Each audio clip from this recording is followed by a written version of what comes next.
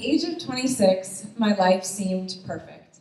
I had married my college sweetheart, we were building a home, I had a great job that I loved, I was leading my company in sales.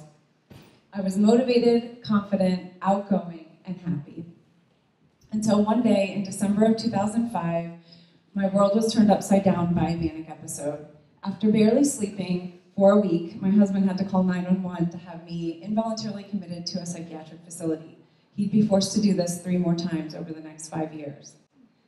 When you look at this picture, it appears that we're having a relaxing vacation in a tropical place, but this was only 2 months after I first got sick, and it was the beginning of what would become a year-long struggle with depression and severe anxiety. When I was first diagnosed with bipolar disorder, my first instinct was to hide it.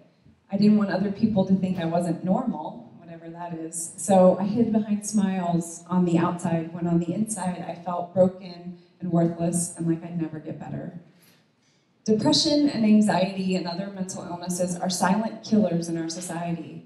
Because we don't treat mental illness the same as we treat physical illness, instead of asking a friend to recommend a psychiatrist, we suffer in silence because the stigma creates a sense of shame. My dad used to take me to bookstores and we'd go straight to the psychology section.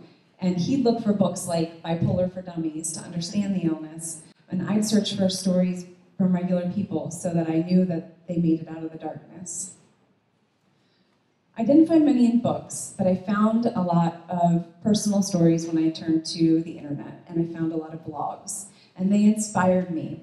And after a few years, I ended up starting to write my own story. It was very healing.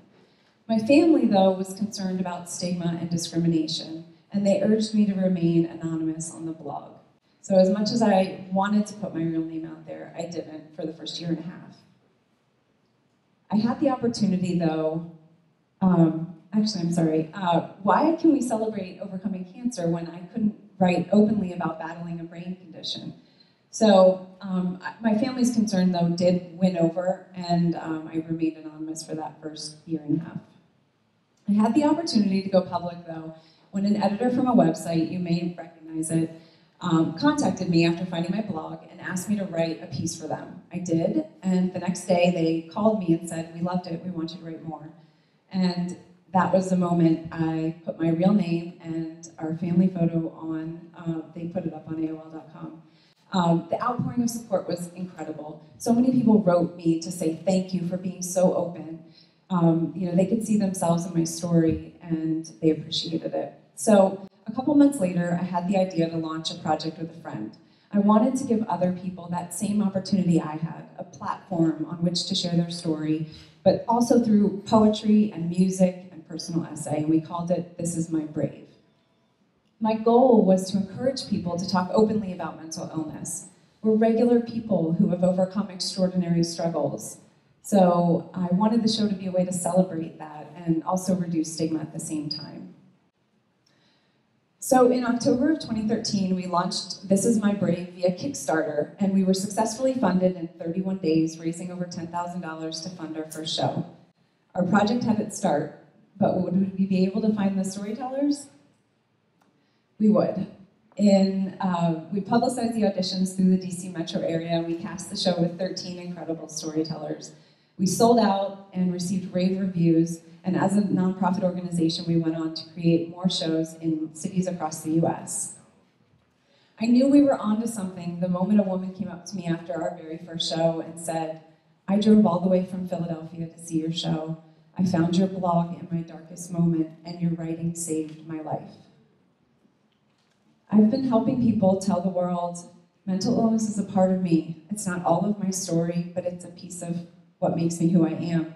For nearly 3 years now. Our YouTube channel contains over 100 personal stories, and this May we'll be adding 67 new ones.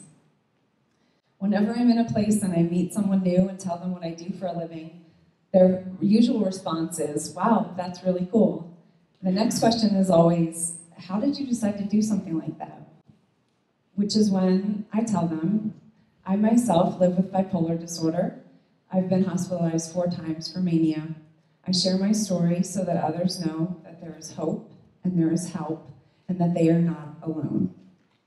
And 99% of the time, the person I'm talking with begins to tell me a story of their own struggle with mental illness or that of someone they love.